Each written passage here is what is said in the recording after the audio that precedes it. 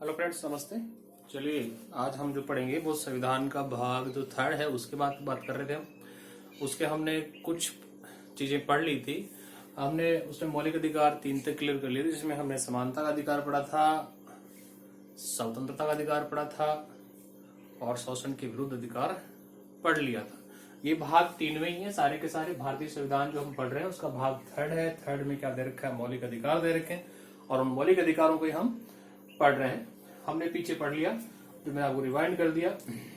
मैं तो आपसे कहूंगा कि आप अधिक से अधिक मेरे साथ जुड़े और इन चीजों को एक उस लेवल तक ले जाएं जहां तक आपकी कंपटीशन की तैयारी होनी चाहिए। उस लेवल की कंपटीशन की तैयारी हो जाए, आप आईएएस बने, आईपीएस बने, आरएस बने या फिर आप किसी भी लेवल के एग्जामिनेशन देते हैं तो आपकी क्लियर हो जाए। मेरा तो यही है कि आप कम से कम आईएएस या आईपीएस की तैयारी करें, तो जो हायर लेवल है उसको आप अचीव करने की कोशिश करेंगे तो लॉ लेवल अपने आप ही आपके सामने क्लियर हो जाएगा। तो चलिए हम चलते हैं, हमारा जो पार्ट थर्ड है उसकी बात करते हैं। हम पढ़ेंगे धार्मिक स्वतंत्रता। क्या पढ़ेंगे? धार्मिक स्वतंत्रता पढ़ेंगे। धार्मिक स्वतंत्रता में हम पढ़ लेंगे अनुच्छेद 25 से लेके 28 तक। कहां तक पढ़ेंगे? अनुच्छेद 25 से लेके 28 तक हम पढ़ेंगे और उसको हम देख लेते हैं कि 25 से लेके 28 तक धार्मिक स्वतंत्रता का जो अधिकार है, जो मौलिक अधिकार है, उसमें हमें क्या क्या दिया गया है। तो देखिए अनुच्छेद जो 25 है, अनुच्छेद 25, उसमें धर्म को मानने और प्रचार प्रसार करने की स्वतंत्रता हमें दी गई है। मतलब ये हुआ कि आप अपने धर्म को किसी भी तरह से माने, उसका प्रचार प्रसार करें, उसकी पब्लिसिटी करें, वो आप पे डिपेंड है। इस पर सरकार की तरफ से क्या नहीं है, आप पे बॉन्डेड नहीं है। आप अपने धर्म को अपनी इच्छा अनुसार किसी भी तरीके से मना सकते हैं, प्रचार प्रसार कर सकते हैं, ठीक है। लेकिन ये बात किस में दी गई है? अनुच्छेद 25 में। क्वेश्चन ये बन सकता है कि धार्मिक स्वतंत्रता में जो प्रचार प्रसार करने की बात कही गई है वो कौन से आर्टिकल में है? तो ये क्वेश्चन आपके सामने आ सकता है, तो आप इसका आंसर देंगे अनुच्छेद 25। एक आईएएस लेवल में क्वेश्चन जो होते हैं वो थॉट एबिलिटी पर होते हैं, थिंकिंग एबिलिटी पर आधारित होते हैं, जिसके अकॉर्डिंग आपको आंसर देना होता है। फिर है अनुच्छेद 26। अनुच्छेद 26 है वो है धार्मिक कार्यों का प्रबंधन। इसमें आप धर्म से संबंधित कोई भी कार्य करें, उसका मैनेजमेंट करें, सरकार की तरफ से या राज्य की तरफ से या संविधान की तरफ से आप पे कोई पाबंदी नहीं है। आप बिल्कुल स्वतंत्र होकर अपने धार्मिक कार्यों क्या कर सकते हैं? प्रबंधन कर सकते हैं। इसके बाद में चलिए हम फ्रेंड अनुच्छेद 27। अनुच्छेद 27 है वो कह रहा है धर्म की अभिवृद्धि, संदेशवाद को, धर्म की अभिवृद्धि के लिए करों में छूट की स्वतंत्रता।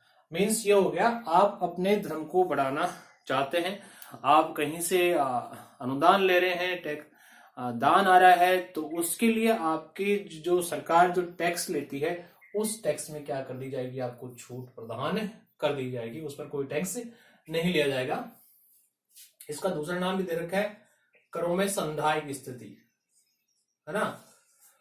तो ये वही चीजें होती हैं कि आपकी जो टैक्स प्रोसेसिंग होती है वो काफी कम होगी, टैक्स से मतलब बाहर रहेंगे आप।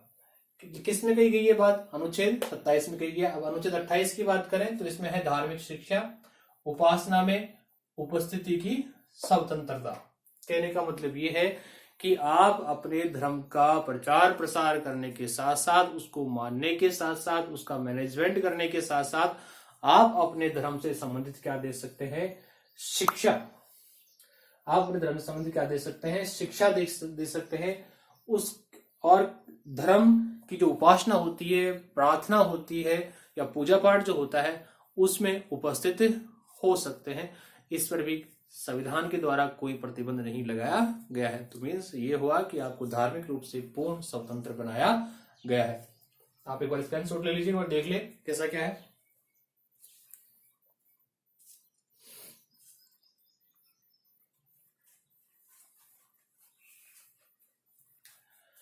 चलिए हम आगे चलते हैं। जो हमारा 5वां मौलिक अधिकार है उसकी बात कर लेते हैं, संस्कृति एवं शिक्षा संबंधी अधिकार। संस्कृति एवं शिक्षा संबंधी अधिकार की जो बात है वो 29 और 30 में की गई है। आर्टिकल नंबर 29 और 30 में इसका उल्लेख किया गया है कि 29 और 30 में कौन कौन से प्रावधान हैं जो संस्कृति एवं शिक्षा संबंधी अधिकार को बढ़ाते हैं। इसमें दो ही चीजें हमारे सामने आती हैं। विशेष रूप से उन वर्गों को इसमें शामिल किया गया है जिन्हें हम क्या कहते हैं, अल्पसंख्यक कहते हैं। उन्हें हम क्या कहते हैं, अल्पसंख्यक कहते हैं, सॉरी, जिन्हें हम क्या कहते हैं, अल्पसंख्यक कहते हैं। और अल्पसंख्यक कहते हैं तो अल्पसंख्यक वो होते हैं जिनकी संख्या कम होती है। जैसे कि एग्जाम्पल हम बात कर लें, जैसे जैन, बौद्ध, फारसी, सिख, ईसाई, ठीक है ना, और कुछ हद तक मुस्लिम, इन्हें हम क्या मानते हैं, अल्पसंख्यक मानते हैं। और ये अल्पसंख्यक वर्ग के लिए विशेष महत्व का होता है। ये एकमात्र ऐसा अधिकार है जो सिर्फ किसकी बात करता है, अल्पसंख्यक समुदायों की बात करता है। अनुच्छेद 29 से 30, अनुच्छेद 29 जो है उसमें दे रखा है अल्पसंख्यक वर्गों के हितों के संरक्षण के प्रावधान। 29 में ये बात तय की गई है कि अल्पसंख्यक जो वर्ग हैं उनके जितने भी हित हैं उन हितों का संरक्षण इस अनुच्छेद के द्वारा किया गया है, इस मौलिक अधिकार के अंतर्गत किया गया है। आगे देखें, अनुच्छेद 30 है, इसमें दे रखा है शिक्षा संस्थाओं की स्थापना और प्रशासन करने का अल्पसंख्यक वर्ग को अधिकार। कहने का मतलब अपनी संस्कृति, अपनी भाषा, जो भी उनकी रीति रिवाज हैं, तौर तरीके हैं, उनको वो आगे बढ़ा सकते हैं, उनके शिक्षा का प्रचार प्रसार कर सकते हैं, संस्थाओं की स्थापना कर सकते हैं। जैसे मान लीजिए मुस्लिम वर्ग है, ठीक है, तो वो मदरसाओं की स्थापना कर सकता है, उर्दू में अपनी शिक्षा दे सकता है। सिर्फ संस्थाओं की स्थापना, प्रशासन करने का अल्पसंख्यक वर्ग को अधिकार, तो उनको जो सारा मैनेजमेंट का अधिकार है वो भी इस अधिकार के द्वारा दिया गया है। कौन सा, संस्कृति और शिक्षा संबंधी अधिकार का। तो डियर फ्रेंड, ये था हमारा। मैं कहना चाहूंगा आपसे कि अगर मेरी बताई हुई बातें आपके कुछ हद तक समझ में आती है तो प्लीज आप लाइक, शेयर और सब्सक्राइब जरूर करें। अपने जो भी ग्रुप्स हैं उनमें भी शेयर करते रहें।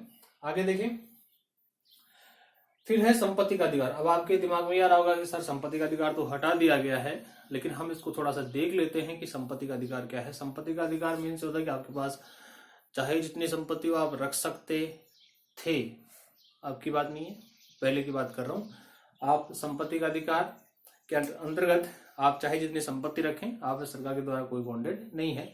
लेकिन एक देश का सर्वांगीण विकास की बात करें तो अगर हम संपत्ति चाहे जितनी रखते हैं तो इससे आई थिंक हमारे देश का विकास नहीं हो पाएगा। तो इस अधिकार को ध्यान में रखते हुए हमारी गवर्नमेंट है, हमारी जो राज्य सरकारें होती हैं, सरकार जो होती हैं, राज्य सरकार मीन्स यहाँ बात कर रहा हूं मैं केंद्र सरकार की, ठीक है ना। यहाँ संपत्ति का अधिकार अनुच्छेद 31 में बताया गया है, इसको डिलीट किया गया और इसे अब क्या नाम दिया गया है, संवैधानिक अधिकार या कानूनी अधिकार दिया गया है। इस कानूनी अधिकार को 44वें संविधान संशोधन द्वारा जो 1976 में 78 में हुआ, उसके अकॉर्डिंग इसको हटाया गया और अब जो वर्तमान में है इसका जो अनुच्छेद है वो कौन सा है, 300। अनुच्छेद 300 में इसको संवैधानिक या कानूनी अधिकार बनाया गया है। तो ये चीजें भी आप ध्यान रखें। लेकिन इस आर्टिकल के कुछ नियम हैं, उनको आज भी बना के रखा हुआ है, जो आपको मैं वर्बली बता देता हूं, आपको दिख भी रहा होगा।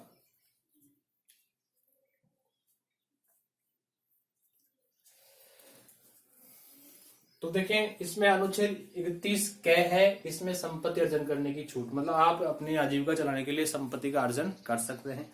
इसमें सरकार के द्वारा कोई पाबंदी नहीं। आजीविका चलाने के लिए हमें कमाना पड़ेगा, संपत्ति गृहित करनी पड़ेगी, तो उसमें सरकार के द्वारा कोई बॉन्डेड नहीं है, वो भी नियमों के अनुसार।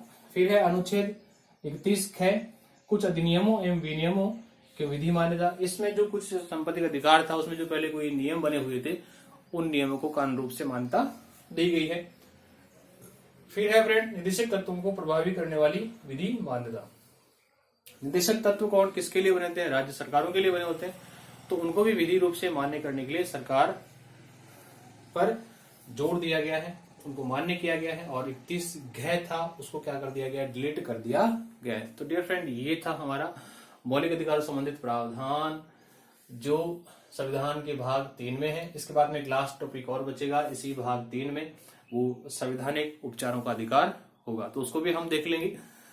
लेकिन ये आप स्क्रीनशॉट लें या समझें, उम्मीद करता हूं आपके समझ में आ गया होगा और आपने समझा भी होगा।